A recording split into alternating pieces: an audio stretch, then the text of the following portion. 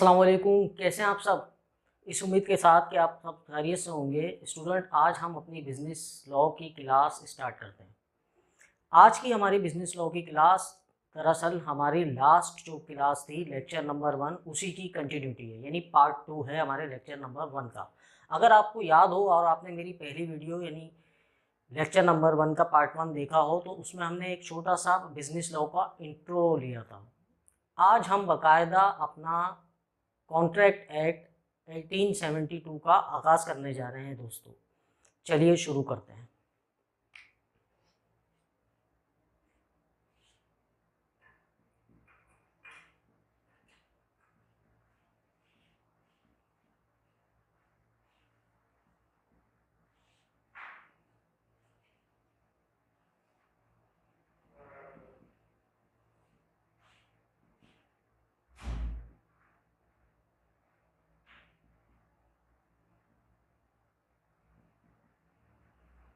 Contract act 1872 का जो आगाज़ है, जो ये स्टार्ट होता है, वो होता है नेचर ऑफ कॉन्ट्रैक्ट से। इसके लिए आज हम स्टूडेंट कुछ एग्जांपल्स समझते हैं और ये एग्जांपल्स हम समझेंगे कुछ केसेस की सूरत में।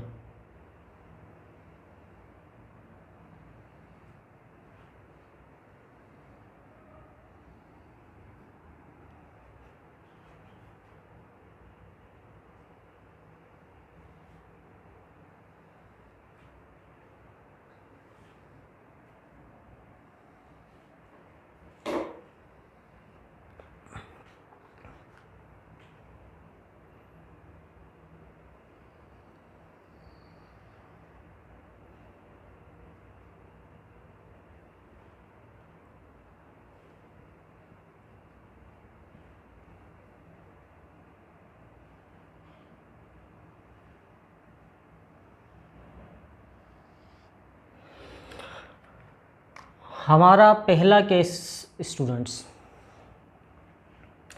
हमारे दो दोस्त हैं, एक का नाम है ए और दूसरे का है बी। जो बी साहब हैं इनकी हुई अभी शादी नहीं और ए ने बी को शादी की दावत यानी डिनर पर बुलवाया।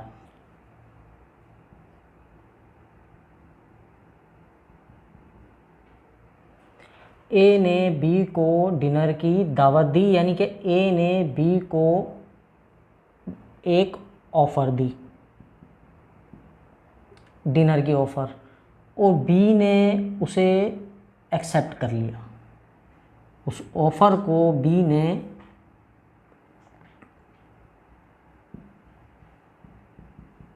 एक्सेप्ट कर लिया। अब जिस दिन दावत पर जिस टाइम ए ने बी को बुलवाया था, बी की उस टाइम कॉल आ गई और बी ने कहा कि जी मैं तो नहीं आ सकता, मेरे साथ एक अर्जेंसी हो गई है। और जो बेचारा ए है उसने सब कुछ खाना वगैरह बनाकर सारे लवाजमात तैयार कर लिए, यानी ए के तो लग गए पैसे और बी साहब ने कर दिया इनकार आने से। ए को आया गुस्सा। ए ने कहा कि भाई भी अब तो मैं तुम पर केस करूँगा। तो ज़रा बताएं कि ऐसी सूरत में जब ए का नुकसान हो गया दावत में सारी चीज़ें तैयार करने की सूरत में और बी दावत खाने आए नहीं, तो क्या ए बी पर केस कर सकता है? आप लोग इस बारे में सोचें, हम दूसरा एक केस डिस्कस करते हैं।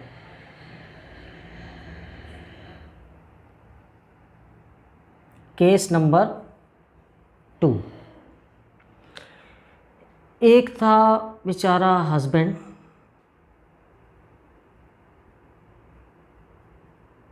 और एक थी वाइफ।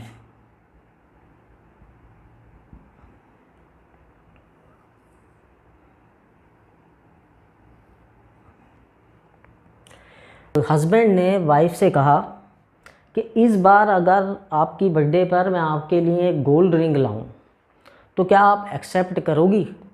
वाइफ ने कहा नेकी और पूछ पूछ, बिल्कुल लाएं, आप लाएं तो सही। यानी कि हस्बैंड ने एक गोल्ड रिंग की ऑफ़र दी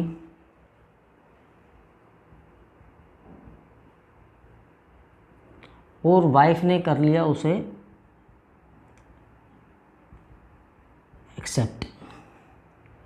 अब जब बर्थडे वाला दिन आया, वो टाइम आया जब हस्बैंड को कोल्ड ड्रिंक तोहफे में देनी थी, तो हस्बैंड हमेशा की तरह भूल गए। अब जब वो घर आए, रिंग तो रिंग, वो तो ये भी भूल गए कि वाइफ की बर्थडे है। वाइफ को आया गुस्सा। वाइफ ने कहा कि अब तो मैं आप पर केस करूँगी। तो क्या मुझे ज़रा आप सब ये सोचकर बताएं, क्या वाइफ हस्बैंड पर वादा खिलाफ़ी करने पर, रिंग ना देने पर केस कर सकती है? क्या अदालत में हस्बैंड पर केस हो सकता है? इसके बारे में भी आप सोचें। हम तीसरा केस जब तक डिस्कस करते हैं। हमारा केस नंबर 3।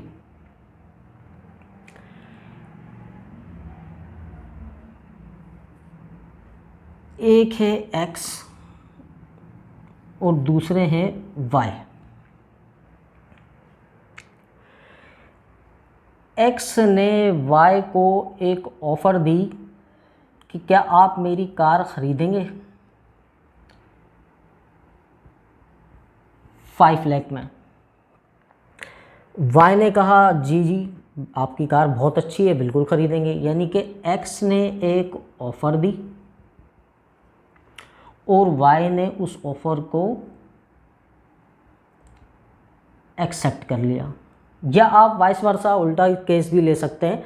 वाई ने ऑफ़र दी एक्स को कि मैं आपकी कार ख़रीदना चाहता हूँ 5 लाख रुपए में, तो वाई ऑफ़र देगा और एक्स उसे एक्सेप्ट कर लेगा कि जी मैं आपको ये कार सेल करने को तैयार हूँ।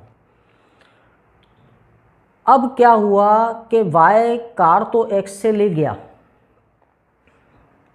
कि जी मैं आपको कल इसकी पेमेंट 5 लाख रुपए कर लूँगा, लेकिन उसकी पेमेंट एक्स को वाई ने नहीं करी।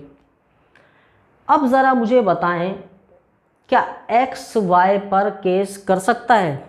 या इस केस को इस तरह से सोच लें कि वाई ने 5 लाख रुपए दे दिए एक्स को और एक्स ने कार की जो पोजीशन है वो वाई को नहीं दी, तो क्या वाई एक्स पर केस कर सकता है? इसे भी हम ज़रा पेंडिंग में रखते हैं और एक आखिरी केस नंबर 4 डिस्कस करते हैं, जो कि है एक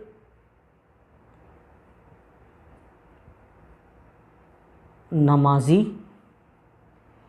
और एक मौलाना का केस।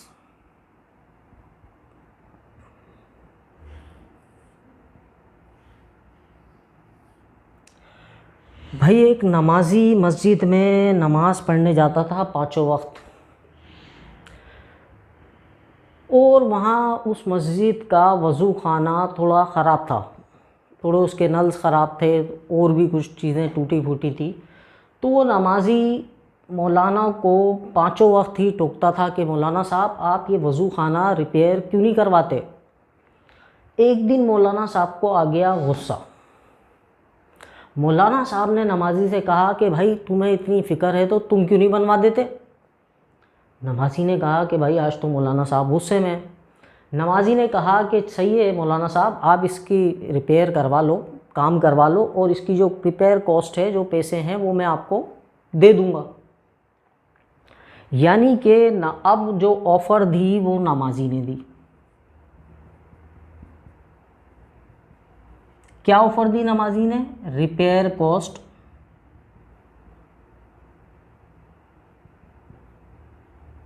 मौलाना को देने की, और मौलाना ने हामी भर ली कि चाहिए जी, आप मुझे रिपेयर कॉस्ट दे दीजिएगा, मैं वज़ू खाने की रिपेयरिंग स्टार्ट करवाता हूँ। तो मौलाना ने नमाजी की ऑफ़र को एक्सेप्ट कर लिया। अब इन चारों केसेस में आप ये देखें, लेकिन हम उससे पहले ये भी डिस्कस कर लेते हैं कि इस केस में फिर हुआ क्या कि जब वक्त आया रिपेयर कॉस्ट देने का, तो मौलाना ने नमाजी से कहा कि लाएं जी लाएं, पैसे दें। नमाजी ने बोला मौलाना साहब आप कौन, मैं तो आपको जानता ही नहीं हूँ। यानी कि नमाजी पैसे देने से मुकर गया। तो बताएं क्या मौलाना नमाजी पर केस कर सकते हैं? अब देखें इन चारों केसेस में एक चीज़ तो कॉमन थी कि दोनों पार्टीज़ में से एक पार्टी ने ऑफ़र दी और दूसरे ने उसे एक्सेप्ट किया। यहाँ हस्बैंड ने ऑफ़र दी और वाइफ ने एक्सेप्ट किया। यहाँ एक्स ने एक ऑफ़र दी और वाई ने एक्सेप्ट किया। यहाँ नमाजी ने एक ऑफ़र दी और मौलाना साहब ने उसे एक्सेप्ट कर लिया। तो दो चीज़ें तो इन चारों केसेस में हमारे पास कॉमन मौजूद हैं। यानी कि एक ऑफ़र थी जिसकी एक्सेप्टेंस हुई,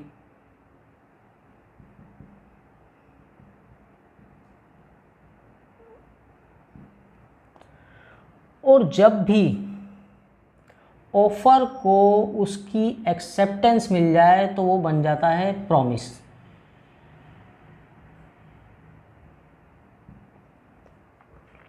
जब भी किसी ऑफ़र को एक्सेप्टेंस मिल जाए तो वो बन जाता है प्रॉमिस। फ़िलहाल अभी के लिए दोस्तों हम ये मान लेते हैं कि इसे एग्रीमेंट भी कहते हैं।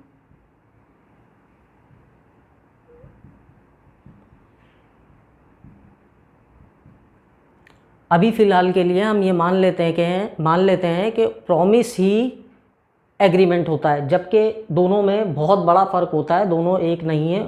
प्रॉमिस एक अलग चीज़ है, एग्रीमेंट एक अलग चीज़ है। लेकिन फ़िलहाल अभी के लिए हम ये मान लेते हैं कि जो प्रॉमिस होता है वही एग्रीमेंट होता है।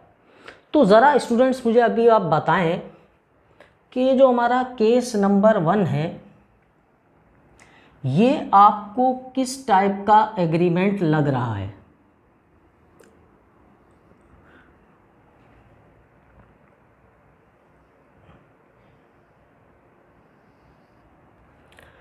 जो हमारा केस नंबर 1 है, ए ने बी को डिनर की ऑफ़र दी, यानी दोस्त थे, दावत की बात हो रही है, दोस्ती यारी की बात हो रही है। तो जब भी दोस्ती की बात हो या ऐसा कोई केस तो इसे हम कहते हैं सोशल एग्रीमेंट।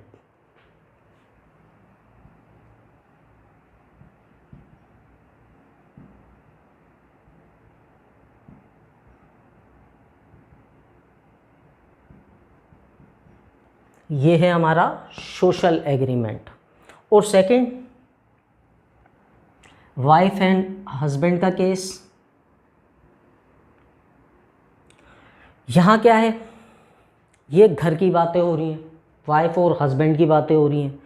इस टाइप के एग्रीमेंट्स को कहा जाता है डोमेस्टिक एग्रीमेंट।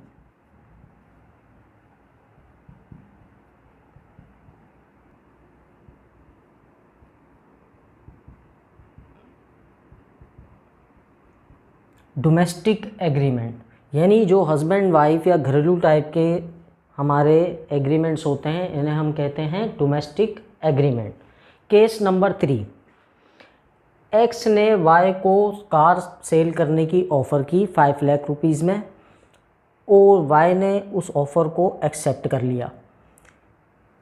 ये किस टाइप का एग्रीमेंट है? यानी ख़रीदने बेचने की बातें हो रही हैं, सेल परचेज़ की बातें हो रही हैं, तो इसे हम नाम दे सकते हैं commercial agreement.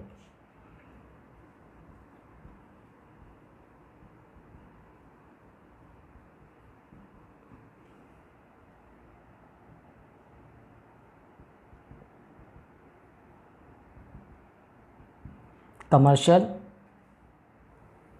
Agreement. Last case number 4, नमाजी और मौलाना का केस। ये भी हमारे पास सोशल एग्रीमेंट है, इसे भी हम नाम देंगे सोशल एग्रीमेंट।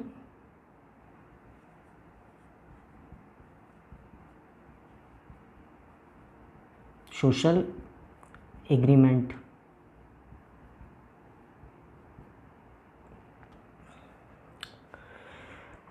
अब दोस्तों एक बात बताइए,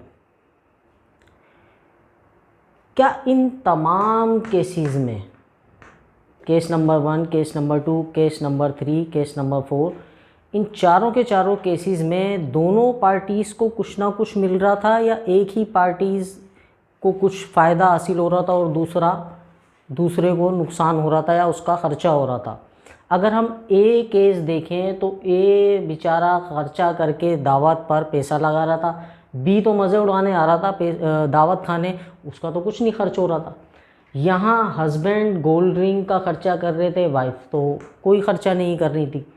यहाँ पर केस नंबर 3 में एक्स अपनी कार बेच रहा था, इसके पास से कार जाती और यहाँ वाई उसकी पेमेंट 5 लाख रुपए करते तो इनके पास से पेमेंट जाती, यानी एक्स को मिलते 5 लाख रुपए और वाई को मिलती कार। ये वाहिद केस है, केस नंबर 3, जिसमें दोनों पार्टीज़ को कुछ ना कुछ मिल रहा था। जबकि हम केस नंबर 4 में भी देखें तो इस केस में भी दोनों पार्टीज़ का कोई फ़ायदा नहीं था, सिर्फ़ और सिर्फ मौलाना का फ़ायदा था कि मौलाना को यहाँ पर पैसे रिपेयर कॉस्ट मिल रही थी, नमाजी को रिपेयर कॉस्ट के बदले कुछ नहीं मिल रहा था। अब जब भी कोई हम चीज़ मार्केट से ख़रीदने जाएं तो कोई हमें फ्री में तो नहीं देता ना, हम उसकी कीमत अदा करते हैं। ये मार्कर अगर हम किसी शॉप से ख़रीदेंगे तो हमें इसकी कीमत अदा करनी पड़ेगी, तब ही वो उस कीमत के बदले वो हमें ये शॉपकीपर मार्कर देगा। ये जो हमारे कुछ देने के बदले हमें कुछ मिलता है, इसे कहा जाता है लॉ में स्टूडेंट्स समथिंग इन रिटर्न।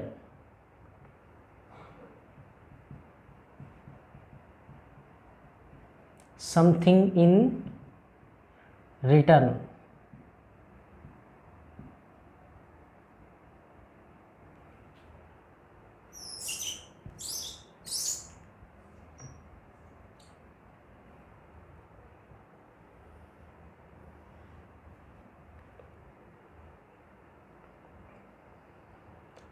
यानी दोनों पार्टीज़ को कुछ ना कुछ मिल रहा हो। और इस समथिंग इन रिटर्न को लॉ की लैंग्वेज में स्टूडेंट्स कहा जाता है कंसिडरेशन।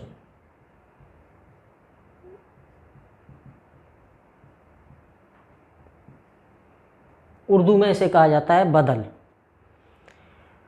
यानी अब मैं आपसे अगर पूछूं कि केस नंबर 1 में क्या दोनों पार्टीज़ के लिए कंसिडरेशन समथिंग इन रिटर्न मौजूद है, तो नहीं जी। ए को तो कुछ नहीं मिल रहा, बी को दावत मिल रही है, तो ए के लिए तो समथिंग इन रिटर्न कंसिडरेशन मौजूद ही नहीं। तो यहाँ इस केस में अगर हम देखें तो हमारे पास कंसिडरेशन मौजूद नहीं है।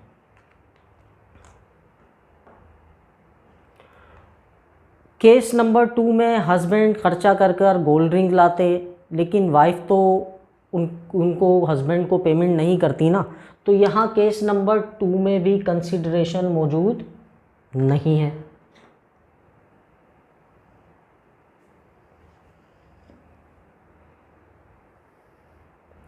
इसी तरह से अगर आप केस नंबर 3 देखें स्टूडेंट्स, तो केस नंबर 3 में कमर्शियल एग्रीमेंट जिसे हमने नाम दिया था, यहाँ एक्स के लिए कंसिडरेशन है 5 लाख रुपीज़ और वाई के लिए कंसिडरेशन है कार, यानी एक्स को मिलते 5 लाख रुपए और वाई को मिलती कार।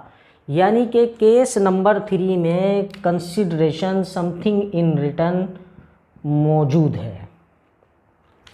केस नंबर 4 में भी जो कि सोशल एग्रीमेंट है, यहाँ भी कंसिडरेशन मौजूद नहीं है। ये समथिंग इन रिटर्न या कंसिडरेशन आप इस तरह समझ सकते हैं स्टूडेंट्स, आपने इकोनॉमिक एक्टिविटी पढ़ा होगा इकोनॉमिक्स में। इकोनॉमिक एक्टिविटी वो एक्टिविटी होती है जिसके बदले हमें मुआवजा मिले, पैसा मिले। इसी तरह ये कंसिडरेशन में भी बदले में हमें कोई मटेरियल थिंग्स मिलनी चाहिए। ऐसा नहीं है कि नमाजी तो रिपेयर कॉस्ट दे रहा है, मौलाना साहब जो हैं नमाजी को उस रिपेयर कॉस्ट के बदले दुआएं दें, तो वो दुआएं समथिंग इन रिटर्न या कंसिडरेशन कंसीडर नहीं की जाएंगी। आगे चलते हैं। देखें, हमने ये चीज़ डिस्कस करी थी कि ऑफ़र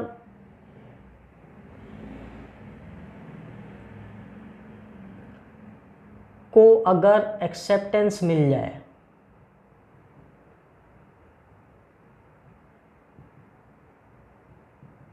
तो वो क्या कहलाती है? वो प्रॉमिस बन जाता है। ऑफ़र को जब उसकी एक्सेप्टेंस मिल जाए तो वो प्रॉमिस बन जाता है। और प्रॉमिस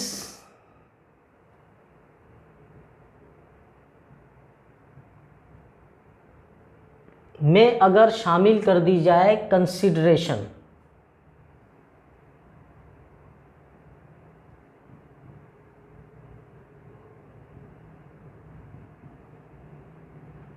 तो स्टूडेंट्स इसे नाम दिया जाएगा एग्रीमेंट का।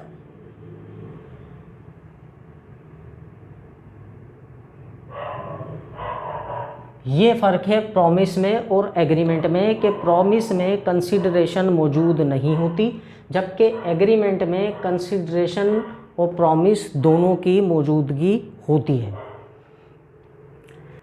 एक बात मुझे बताएं, क्या जब ए ने बी को ऑफ़र दी थी तो ए ने ये सोचा था कि बी अगर डिनर पर नहीं आया ऑफ़र एक्सेप्ट करने के बावजूद तो मैं उस पर केस कर दूंगा? क्या ए ने ये सोचा था? जब हम अपने दोस्तों को चाय पर बुलाते हैं, डिनर पर बुलाते हैं, दावत पर बुलाते हैं, अगर वो नहीं आते तो क्या हम उन पर केस कर देते हैं? क्या हम ये सोचते हैं कि ये नहीं आएंगे तो हम इनके खिलाफ़ केस कर देंगे अदालत में? ऐसा तो नहीं होता स्टूडेंट्स। तो यानी कि और यहाँ पर केस नंबर 2 में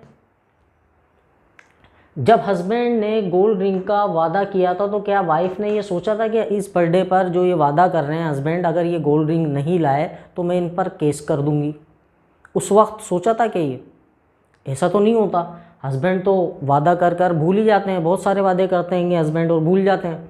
अगर ऐसा होने लग जाए कि जो हस्बैंड वादा कर रहे हैं और पूरा ना करें तो भाई सारी की सारी वाइफ जो हैं वो अदालत में ही बैठी होंगी, कोर्ट में ही बैठी होंगी।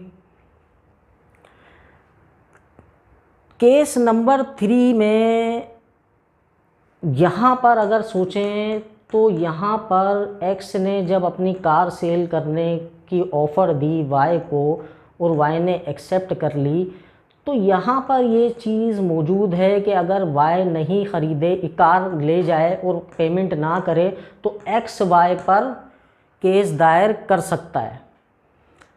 यानी कि या फिर हमने जैसे इसको वाइस वर्सा समझा था केस को कि वाई अगर 5 लाख की पेमेंट एक्स को कर दे और वाई एक्स कार की पोजीशन जो है वो ना दे वाई को, तो फिर वाई एक्स पर केस कर सकता है। ये उस टाइम एग्रीमेंट के वक्त इन्होंने सोचा होगा, जब ऑफ़र दी होगी और एक्सेप्ट की गई होगी, इस वक्त ये चीज़ सोची गई होगी कि जो कंसिडरेशन है एक दूसरे के लिए अगर वो ना मिली तो फिर हम केस करेंगे। जबकि चौथे केस में भी नमाजी ने जो ऑफ़र दी थी, वादा किया था मौलाना साहब से कि मैं आपको रिपेयर कॉस्ट दूंगा, तो क्या मौलाना ने ये सोचा था कि ये जब मुझे रिपेयर कॉस्ट नहीं देंगे तो मैं इन पर केस करूंगा? नहीं, उन्होंने तो ये नहीं सोचा होगा। तो स्टूडेंट इस चीज़ को लॉ की लैंग्वेज में टेक्निकली कहा जाता है इंटेंशन टू क्रिएट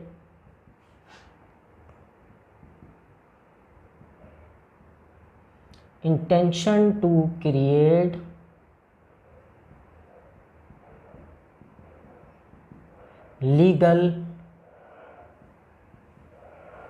रिलेशनशिप। ये जो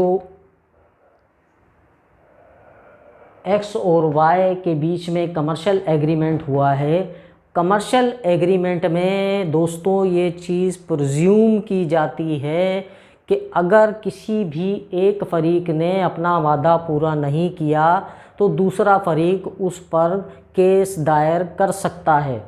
जबकि सोशल एग्रीमेंट, डोमेस्टिक एग्रीमेंट में ये बात मौजूद नहीं होती, प्रिज्यूम नहीं की जाती कि अगर एक फ़रीक ने अपना वादा पूरा नहीं किया तो दूसरा उस पर केस दायर कर देगा। यानी कि जो हमारा पहला केस था जिसे हमने नाम दिया सोशल एग्रीमेंट, यहाँ intention to create legal relationship मौजूद नहीं है। क्यों नहीं है? क्योंकि सोशल एग्रीमेंट में प्रिज्यूम ही नहीं किया जाता। सेकंड जो हमारा केस है हस्बैंड वाइफ का, जिसे हमने नाम दिया डोमेस्टिक एग्रीमेंट, यहाँ भी intention to create legal relationship मौजूद नहीं है, यानी कि डोमेस्टिक एग्रीमेंट्स में भी ये प्रिज्यूम नहीं किया जाता कि अगर एक फरीक ने वादा पूरा नहीं किया तो दूसरा फरीक उस पर केस दायर कर देगा। Case number 3 commercial agreement. तो याद रखें स्टूडेंट्स, कमर्शियल एग्रीमेंट में ये बात मौजूद होती है, यानी कि इसमें हम ये चीज़ प्रिज्यूम करते हैं कि अगर एक फरीक ने अपना वादा पूरा नहीं किया तो दूसरा फरीक उस पर केस दायर कर सकता है। यानी आप ये कह सकते हैं कि कमर्शियल एग्रीमेंट में intention to create legal relationship मौजूद होती है। सोशल एग्रीमेंट में जैसे हमने पहले केस था और हमारा लास्ट केस भी सोशल एग्रीमेंट है, तो हमने ये डिस्कस कर ली बात कि यहाँ भी नमाजी और मौलाना के केस में भी intention to create legal relationship मौजूद नहीं है।